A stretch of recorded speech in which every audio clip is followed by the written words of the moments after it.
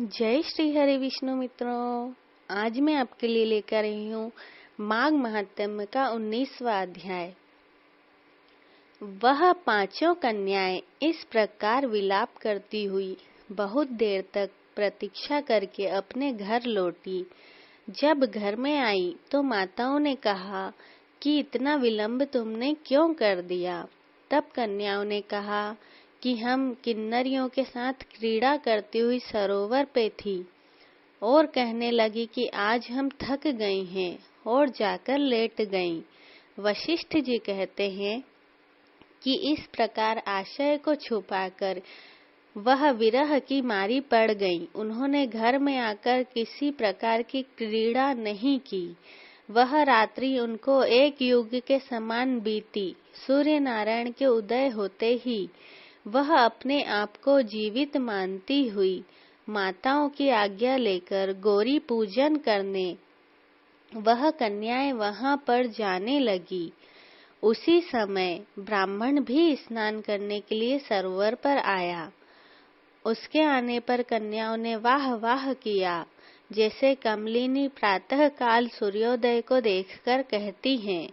उसको देखकर उनके नेत्र खुल गए और उस ब्रह्मचारी के पास चली गईं।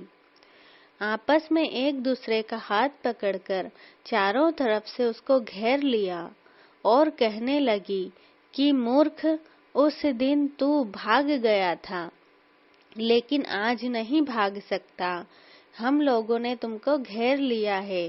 ऐसे वचन सुनकर बाहुपाश में बंधे हुए ब्राह्मण ने मुस्कुराकर कहा, तुमने जो कुछ कहा सो ठीक ही है, परंतु मैं तो अभी विद्याभ्यास और ब्रह्मचारी हूँ।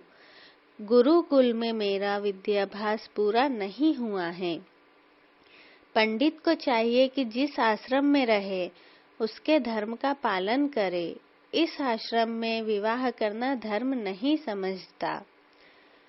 अपने व्रत का पालन करके और गुरु की आज्ञा पाकर ही विवाह कर सकता हूँ, उससे पहले नहीं कर सकता। यह बात सुनकर वह कन्याएं इस प्रकार बोली जैसे वैशाख मास में कोयल बोलती है। वह कहने लगी कि धर्म से अर्थ और अर्थ से काम और काम से धर्म के फल का प्रकाश होता है। ऐसा ही पंडित लोग और शास्त्र कहते हैं।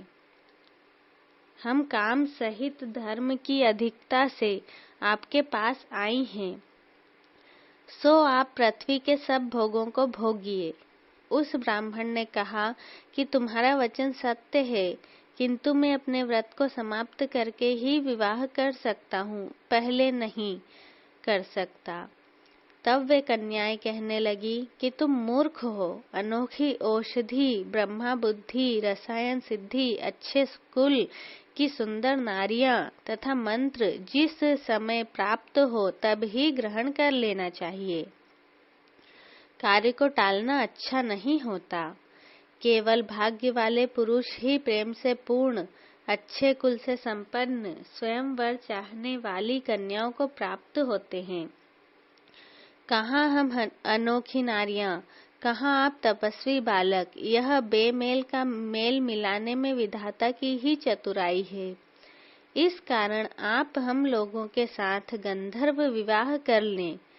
इनके ऐसे वचन सुनकर उस धर्मात्मा ब्राह्मण ने कहा कि व्रती रहकर इस समय विवाह नहीं करूंगा।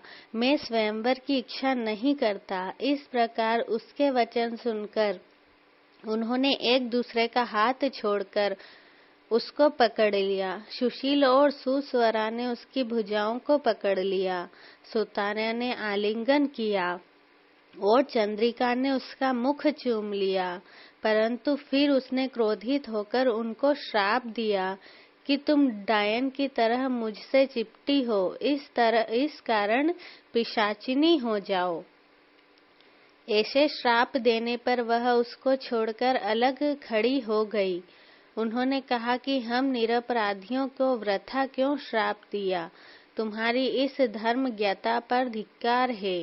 प्रेम करने वाले से बुराई करने वाले का सुख दोनों लोकों में नष्ट हो जाता है। इसलिए तुम भी हम लोगों के साथ पिशाच हो जाओ। तब वे आपस में क्रोध से उस सरोवर पर पिशाच पिशाचिनी हो गए और बस पिशाच पिशाचिनी कठिन शब्दों से चिल्लाते हुए अपने कर्मों को भोगने लगे। वशिष्ठ जी कहने लगे कि हे राजन, इस प्रकार वह पिशाच उस सरोवर के इधर उधर फिरते रहे। बहुत समय पश्चात मुनियों में श्रेष्ठ लोमश ऋषि पौष शुक्ला चतुर्दशी को उस अच्छोद सरोवर पर स्नान करने के लिए आए।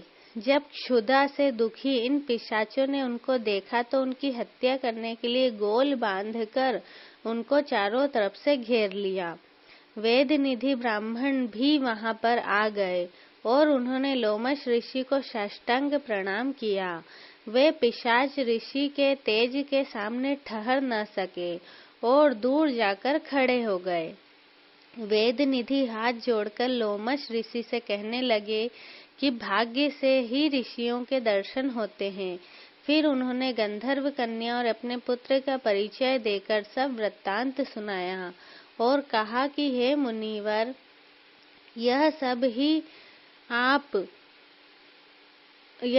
ही श्राप मोहित होकर आपके सम्मुख खड़े हैं। आज इन बालकों का निस्तार होगा, जैसे सूर्योदय से अंधेरे का नाश हो जाता है। वशिष्ठ जी कहने लगे कि पुत्र के दुख से दुखी हुए वेद निधि ब्राह्मण के ऐसे वचन सुनकर लोमश ऋषि के नेत्रों में जल भर आया और वेद निधि से कहने लगे कि मेरे प्रसाद से बालकों को शीघ्र समृद्धि पैदा हो। मैं उनका धर्म कहता हूँ, जिससे इसका आपस का ज्ञान विलीन हो जाएगा। यहाँ पर 19वां अध्याय समाप्त हुआ। आगे के अध्याय सुनने के लिए प्लीज मेरे चैनल को लाइक एंड सब्सक्राइब जरूर करें। धन्यवाद।